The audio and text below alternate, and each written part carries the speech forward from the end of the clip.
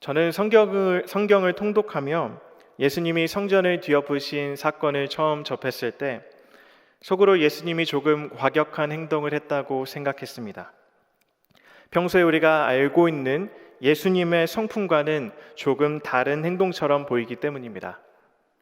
여러분은 예수님이 성전을 뒤엎으신 사건에 대해서 어떻게 생각하시나요? 한 가지 상황을 상상해 보십시오.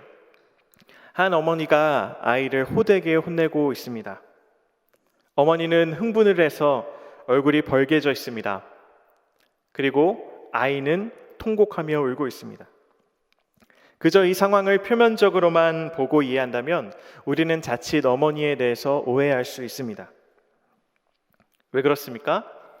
우리는 어머니가 아이를 혼내고 있는 상황에 대해서 구체적으로 알고 있지 못하기 때문입니다. 사실 아이는 위험한 곳에서 장난을 치고 있었습니다. 아이가 장난을 치면 자칫 잘못해서 계단 밑으로 굴러 떨어질 수 있기 때문에 어머니는 아이를 호되게 혼낼 수밖에 없었습니다. 이제 상황을 듣고 보니 우리는 어머니를 조금 다른 눈으로 보게 됩니다. 마찬가지입니다. 예수님께서 성전을 뒤엎으신 일을 이처럼 아무런 배경과 문맥 없이 읽는다면 우리는 예수님에 대해서 그저 이유 없이 과격한 행동을 하시는 분이라고 오해하기 쉽습니다. 지금부터 본문의 전후 문맥을 살펴보면서 왜 예수님께서 성전에서 과격한 행동을 하셨는지 살펴보길 원합니다. 마가복음 11장에서 예수님은 예루살렘에 입성하십니다. 예수님이 나귀에 타자 수많은 무리들이 자기들의 겉옷을 피고 예수님께 소리 지릅니다. 호산나 찬송하리로다. 주의 이름으로 오시는 이여 찬송하리로다. 오는 우리 조상 다윗의 나라여. 무리들은 예수님에게 주의 이름으로 오시는 이 다윗의 나라라고 호칭합니다. 그들은 예수님이 구약에서 예언했던 메시아라고 믿고 있습니다. 다윗의 나라, 다윗의 후손인 예수 그리스도께서 오신다면 모든 고통으로부터 자신들을 해방시켜 줄 것이라고 믿고 있었습니다. 그러나 예수님은 무리들과는 달리 분위기에 휩쓸리지 않으셨습니다. 우리는 예수님의 관심이 무엇이었는지 마가복음 11장 11절을 통해 알 수 있습니다. 함께 마가복음 11장 11절 말씀 읽어보겠습니다. 예수께서 예루살렘에 이르러 성전에 들어가사 모든 것을 둘러보시고 때가 이미 저물매 12 제자를 데리시고 베다니에 나가시니라. 아멘. 11절을 보니까 예수님의 관심이 온통 성전에 있었습니다. 예수님은 성전에 들어가십니다. 그리고 성전 안에 있는 모든 것을 둘러보십니다. 예수님은 오늘 본문에서 처음 성전에 들어가신 게 아니었습니다.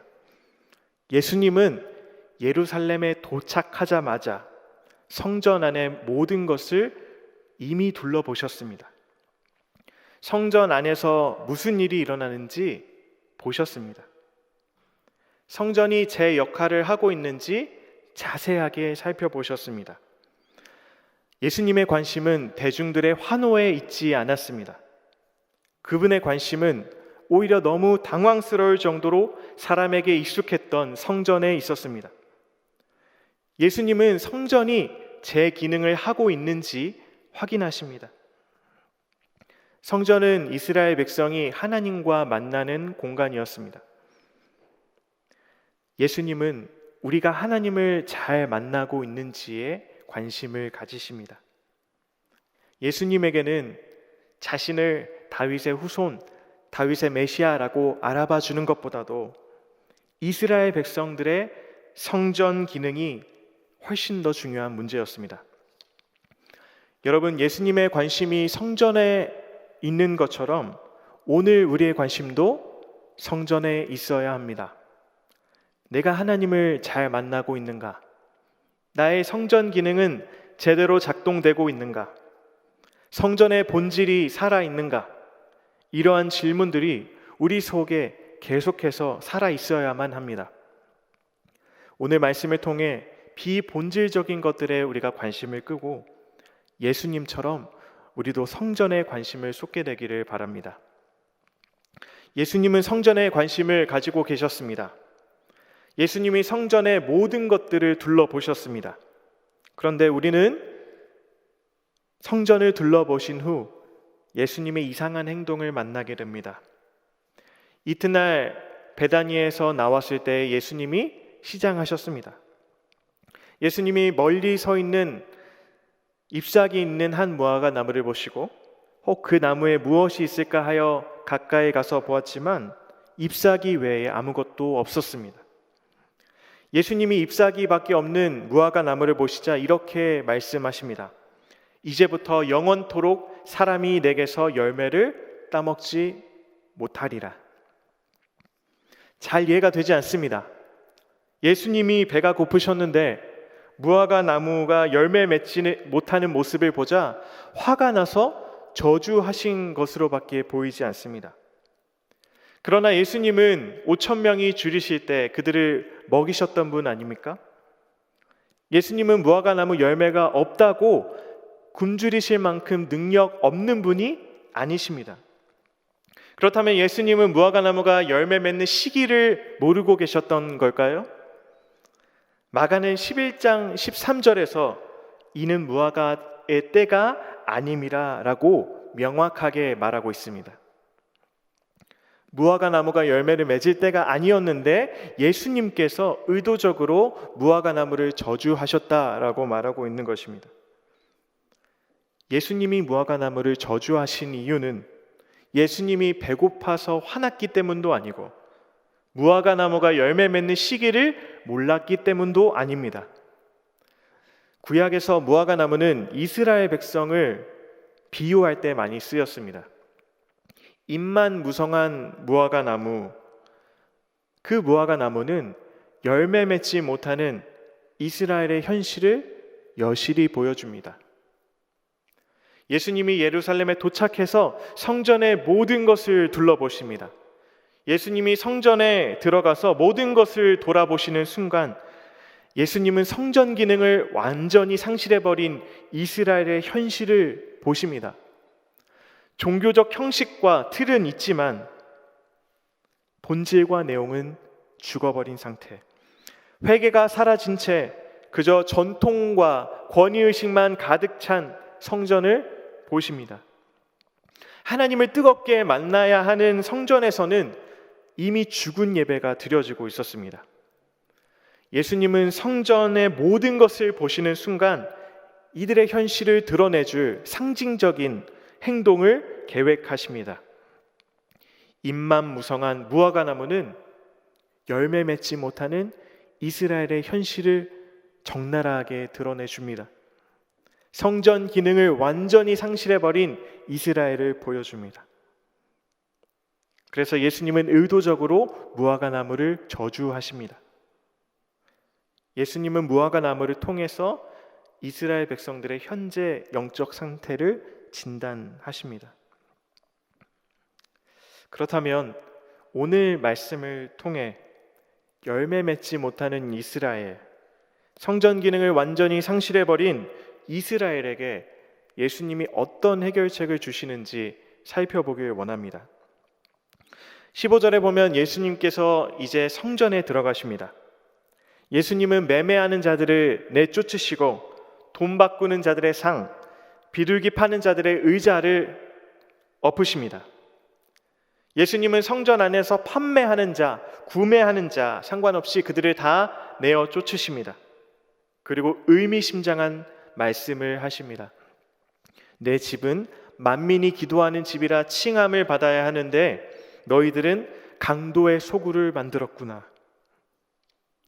한 사람도 하나님을 만나는 것에서 소외되지 말아야 하는데 어느새 성전이 특정 계층이 권리를 행사하는 강도의 소굴로 전락해버렸다고 말씀하고 계십니다. 여러분들이 잘 아시는 것처럼 당시 성전들엔 화폐를 바꾸어주는 환정사들이 있었습니다. 그들은 멀리서 오는 예배자들의 돈을 바꿔주는 일을 하였는데 성전세를 사람들에게 말도 안 되는 가격에 받았습니다. 순수하게 하나님을 만나러 오는 공간이 변질되어서 돈을 착취하는 권력의 공간이 되어버린 것입니다. 여러분, 예수님은 환전상들의 상만 엎으신 것이 아닙니다. 성전 안에서 판매하는 자, 구매하는 자 모두를 내어 쫓으십니다. 성전에 있는 모든 자들을 내어 쫓으신 것이죠. 그들은 기도를 드리지 않았을까요? 그들은 예배를 드리지 않았을까요? 사실 성전을 찾아오는 사람들은 그 누구보다도 더 열심히 종교 생활을 했던 사람들이었습니다. 성전에 있는 환전상들은 멀리서 예배 드리러 오는 예배자들의 돈을 바꿔주었습니다. 멀리서 예배자들이 찾아왔다는 것은 그들이 그만큼의 헌신과 노력이 있었다는 것이죠. 그러나 예수님은 그들에게 충격적인 진단을 내리십니다. 그들 모두는 입만 무성한 무화과 나무와 같다. 하나님을 만나 열매 맺어야 하지만 그들의 성전은 종교와 형식만 남아있지 내용과 본질은 죽어있다 말씀하십니다. 무서운 이야기입니다. 우리도 마찬가지입니다. 성전에 나오는 열심과 노력이 있지만 우리의 성전 기능이 죽어있을 수 있습니다. 하나님을 만나야 하는 성전이 종교와 권위의식만 가득한 곳이 될 수 있습니다. 우리의 열심도, 우리의 헌신도 우리의 성전 기능이 살아있다는 것을 보장해 주지는 못합니다. 예수님은 권위의식과 전통이 가득한 성전을 뒤엎으십니다. 그리고 오늘 우리에게 이렇게 도전하십니다. 권위의식과 죽은 전통이 가득한 옛 성전을 헐고 새로운 성전을 지으라. 그런데 오늘 본문에서 예수님이 성전 기능을 회복하려고 하셨을 때 맞닥뜨려야 했던 것은 대제사장들과 서기관들의 반발이었습니다. 18절 같이 읽도록 하겠습니다. 대제사장들과 서기관들이 듣고 예수를 어떻게 죽일까 하고 꾀하니 이는 무리가 다 그의 교훈을 놀랍게 여김으로 그를 두려워함일러라. 아멘. 대제사장들과 서기관들은 예수님이 성전을 뒤엎으셨을 때 그를 어떻게 죽일까 꾀했습니다. 왜냐하면 사람들이 예수님의 교훈을 놀랍게 여겨서 자신들의 권위가 흔들릴까 두려워했기 때문입니다. 대제사장들과 서기관들은 28절에 예수님께 이렇게 묻습니다. 무슨 권위로 이런 일을 하였느냐? 누가 이런 일 할 권위를 너에게 주었느냐? 대제사장들과 서기관들의 속은 이미 권위의식으로 가득 차 있었습니다. 여러분, 변화와 회복을 가로막는 것이 있습니다. 그것은 권위의식입니다. 예수님은 성전이 기능을 상실해버렸고 그것이 입만 무성한 무화과 나무와 같다라고 결론을 내리십니다. 만민이 기도해야 할 집이 강도의 소굴이 되어버렸다고 진단하십니다. 예수님이 그렇다면 그런 것이죠. 그러나 대제사장들과 서기관들은 오히려 예수님께 반문합니다. 누가 너에게 이런 일 할 권위를 주었느냐? 사실 이 질문은 대제사장들과 서기관들의 질문만은 아닙니다. 성전의 회복을 앞둔 우리 속에도 이러한 질문들이 생길 수 있습니다. 무슨 권위로 내가 잘못되었다고 말하는가? 무슨 권위로 나에게 익숙한 성전을 헐라고 말하는가? 내가 하나님을 만나는 방식이 잘못되었는가? 이런 질문이 우리 속에 생길 수 있다는 것이죠. 우리는 말씀을 듣고 기도도 하고 찬양도 드립니다. 그리고 은혜도 받습니다. 그러나 일상의 자리, 익숙한 생활 패턴을 가지고 살아가는 곳에서는 우리가 왕이 됩니다. 적어도 은혜를 받는 주일 오후까지는 이런 질문을 하지 않습니다. 내가 하나님 말씀에 순종해야지, 하나님이 나에게 주신 말씀을 내 일상의 자리에서 잘 적용해 봐야지 라고 결단도 합니다. 그러나 우리의 습관이 일상이 되어버린 자리, 그 자리에서 살다 보면요, 우리는 변화를 피하게 됩니다. 왜냐하면 내가 지금까지 살아왔던 삶의 방식이 나에게 가장 편하기 때문에 그렇습니다. 그래서 만약에 수요일쯤 누군가 나의 삶이 잘못되었다라고 말하면 우리는 어느새 대제사장과 서기관이 되어서 이렇게 말합니다. 누가 이런 일 할 권위를 너에게 주었느냐? 이전에 내가 살아오던 삶의 방식이 있는데 감히 나에게 그런 말을 한다고? 라고 생각하게 됩니다. 말씀이 나의 잘못을 고발할 때도 있습니다. 때론 하나님이 보내신 누군가가 나의 잘못을 지적해 줄 때도 있습니다. 그때 나는 과연 부드러운 마음으로 하나님의 말씀을 듣고 내 삶을 교정하려고 했는지 질문해 봐야 합니다. 성전 회복을 가로막는 첫 번째 장애물은 권위의식입니다. 대제사장들과 서기관들은 권위의식이 가득하여서 예수님이 자신들의 심기를 건들면 그게 못마땅하여서 예수를 죽이려고 들었습니다. 예수님의 진단을 무시한 채 자신들의 생각만을 옳다고 믿고 있었습니다. 사실 예수님은 공생의 기간 동안 권위의식이 가득한 곳을 찾아다니시며 전통과 권위의식을 정면으로 대항하십니다. 바리새인들은 안식일에 밀이삭을 잘라서도 안 되고 누군가를 고쳐서도 안 된다고 믿고 있었습니다. 그러나 예수님은 안식일이 사람을 위하여 있다고 말씀하시며 밀이삭을 자르셨습니다. 또한 안식일에 선을 행하는 것, 생명을 구하는 것이 더 옳다고 말씀하시며 손 마른 사람을 안식일에 고쳐주십니다. 안식일이 사람을 위하여 있고 생명을 구하는 것이 더 옳다는 것은 자명합니다. 그렇지만 바리새인들은 이러한 판단조차 제대로 하지 못하는 상태가 되어버렸습니다.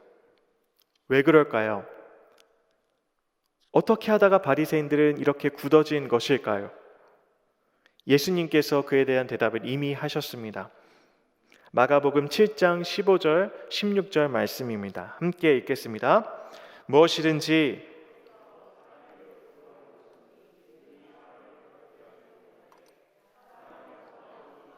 사람을 더럽게 하는 것이니라 하시고, 사람 속에서 나오는 것이 무엇인지 21절과 23절에 나옵니다. 함께 읽겠습니다. 속에서 곧 사람의 마음에서 나오는 것은 악한 생각, 곧 음란과 도둑질과 살인과 간음과 탐욕과 악독과 속임과 음탕과 질투와 비방과 교만과 우매함이니 이 모든 악한 것이 다 속에서 나와서 사람을 더럽게 하느니라. 사람 속에서 나오는 악한 생각이 그를 더럽게 만듭니다. 전통과 권위의식은 한순간에 만들어지지 않습니다. 사람 속에서 나오는 악한 생각이 그를 사로잡고 자기에게 유리한 환경을 조성해 나가기 시작합니다. 안식일을 위한 규례도 사람 속에서 나왔습니다. 그렇기 때문에 더럽게 됩니다. 성전에서 형성된 대제사장들과 서기관들의 권위의식도 결국 사람 속에서 나오는 악한 생각 때문에 더럽게 된 것입니다. 사람 속에서 나오는 것이 바꾸기 힘든 전통과 권위의식을 형성하는 것이죠. 오늘 말씀 뒤에 예수님께서 대제사장들과 서기관들이 무슨 권위로 도대체 이런 일을 하느냐라고 질문하자 비유를 통해 그들에게 말씀하십니다. 그 내용이 바로 마가복음 12장에 나오는 포도원 비유입니다. 우리는 포도원 비유에서 사람 속에서 나오는 것이 얼마나 사람을 무섭게 만드는지 알게 됩니다. 한 사람이 포도원을 만들었습니다. 그 주인이 농부들에게 세를 주고 타국에 가게 되었습니다. 때가 지나서 주인이 농부들에게 포도원 소출을 받으려고 한 종을 보냈습니다. 그런데 농부들이 종을 잡아서 심히 때렸습니다. 주인이 다른 종을 보냅니다. 이번에는 농부들이 그의 머리에 상처를 내고 능욕합니다. 다른 종을 보냈더니 이번에는 그를 죽이기까지 합니다. 농부들의 마음 속에서 악한 생각이 나옵니다. 그 악한 생각이 농부들의 권위의식을 형성하고 그들이 주인 행세를 하게 만들어 버립니다. 주인이 아무리 종을 보내도 소용없습니다. 주인이 마지막으로 자기의 아들을 보냅니다. 주인의 아들을 보내면 정신을 차릴 법도 합니다. 그런데 농부들은 주인 아들이 상속자이기 때문에 그를 죽여서 그의 유산을 가로챌 악한 계획을 짜게 됩니다. 사람이 이렇습니다. 사람 속에서 나오는 악한 생각이 그리고 악한 마음이 모이고 모여서 권위의식이 만들어집니다. 권위의식에 사로잡히면 자신들의 이익을 위해서 누군가를 죽이는 일까지 서슴지 않고 행하게 됩니다. 예수님은 악한 생각과 권위의식이 가득한 성전을 보고 분노하십니다. 우리 속에도 이런 악한 마음과 권위의식이 만들어질 수 있다는 것이 문제입니다. 지금도 우리 속에서는 악한 생각이 계속 끊임없이 나오고 있습니다. 어떻게 해야 될까요? 우리는 어떻게 이 악한 생각과 권위의식을 떨쳐버리고 성전 기능을 회복할 수 있을까요? 그 해답이 바로 마가복음 12장 10절에 나옵니다. 우리 함께 한 목소리로 읽어보겠습니다. 너희가 성경의 건축자들이 버린 돌이 모퉁이의 머릿돌이 되었나니 이것은 주로 말미암아 된 것이요 우리 눈에 놀랍도다 함을 읽어보지도 못하였느냐 하시니라. 아멘. 주인이 그의 아들을 보냈지만 악한 농부들은 그 주인의 아들마저 죽여버립니다. 여러분, 그런데 주인의 아들이 너무 형편없이 죽은 것 같습니다. 주인의 아들이라면 주인의 권력을 가지고 있기 때문에 농부들을 그 자리에서 해고할 수도 있었을 것입니다. 아니면 눈에는 눈, 이에는 이, 악한 농부들이 했던 방식을 그대로 되갚아 줄 수도 있었을 것입니다. 그런데 주인의 아들은 죽어버립니다. 이 비유에 나오는 주인의 아들은 누구십니까? 바로 예수님이십니다. 악한 농부들은 누구입니까? 성전 기능을 상실해버린 사람들을 의미합니다. 사람들은 예수님을 결국 십자가에 못 박습니다. 그러나 10절에 무엇이라고 말합니까? 건축자들이 버린 돌이 이제 모퉁이의 머릿돌이 되었다. 예수님은 자신의 생명을 버리는 방식을 택하셨습니다. 자신의 권리와 권위를 포기하는 방식을 택하셨습니다. 왜 그렇습니까? 더 이상 악한 농부들이 권위의식을 가지고 포도원을 운영하지 않게 하기 위해서, 당신의 백성들이 악한 생각이 이끄는 성전을 헐고 새 성전을 짓게 하기 위해서입니다. 새 성전은 예수 그리스도의 겸손, 예수 그리스도의 자기 권리 포기의 방식으로 지어집니다. 건축자의 버린 돌이신 예수님의 죽음은 헛되지 않았습니다. 왜냐하면 이제 그분의 죽음은 남은 성도로 하여금 자신들이 가지고 있었던 악한 생각과 권위의식을 한순간에 놓게 만들기 때문입니다. 여러분, 우리가 만드는 성전은 소망이 없습니다. 나의 노력, 나의 열정, 내가 만드는 것은 믿을만하지 못합니다. 왜냐하면 우리 속에서 나오는 것이 악한 생각이기 때문에 그렇습니다. 그 악한 생각이 우리의 성전을 더럽게 만들기 때문에 그렇습니다. 오늘 본문에 나오는 성전에 있던 사람들도 마찬가지였습니다. 그들은 자신들이 만든 전통이 그들의 성전 기능을 지켜줄 것이라고 믿고 있었습니다. 그러나 그들은 강도의 소굴을 만들어 버렸습니다. 우리도 마찬가지입니다. 하나님을 만나기 위해 우리가 만든 전통과 형식은 결코 우리의 성전 기능을 지켜주지 못합니다. 사람들은 저마다 하나님을 만나기 위한 모퉁이 돌을 세워놓습니다. 누군가에게는 그것이 헌신의 모퉁이 돌일 수 있습니다. 누군가에게는 그것이 사랑의 모퉁이 돌일 수 있습니다. 누군가에게는 그것이 믿음의 모퉁이 돌일 수 있습니다. 다 좋은 것입니다. 그러나 이 모든 것들은 결국 변질됩니다. 우리 속에서 나오는 악한 생각 때문에 그렇습니다. 여러분, 왕이신 예수 그리스도께서 누구보다도 권위를 인정받으셔야 할 그분이 스스로 권리를 포기하시고 죽음을 당하셨습니다. 더 이상 우리를 움직이는 것이 권위의식이 되지 않게 하기 위해서 예수님은 자신이 가장 낮은 자리에 가십니다. 더 이상 악한 생각이 성전을 세우지 못하게 하기 위해 예수님이 종의 마음을 품고 우리를 섬겨주셨습니다. 오늘 설교 제목은 다시 새롭게입니다. 예수님은 성전의 모든 것을 둘러보십니다. 오늘 저와 여러분의 성전도 예수님이 둘러보십니다. 그리고 성전 안에 있는 모든 것을 뒤엎으십니다. 그리고 이제는 예수님이 모퉁이 돌이 된 성전을 새로 지으라고 우리에게 말씀하십니다. 그동안 우리의 성전이 악한 생각, 권위의식이 가득한 성전이었다면 이제 그 성전을 헐고 오직 예수 그리스도께서 모퉁이 돌이 된 새 성전을 짓길 원합니다. 예수님이 우리 성전의 모퉁이 돌이 될 때만이 우리의 성전은 강도의 소굴이 아니라 만민이 기도하는 집이 될 것입니다. 하나님을 뜨겁게 만나는 성전이 될 것입니다. 하나님을 만나는 우리의 예배, 우리의 찬양, 우리의 기도는 예수 그리스도가 모퉁이 돌이 될 때 달라질 것입니다. 예수 그리스도가 보이신 겸손, 사랑을 기억하며 기도하고 예배하고 찬양하게 되기를 원합니다.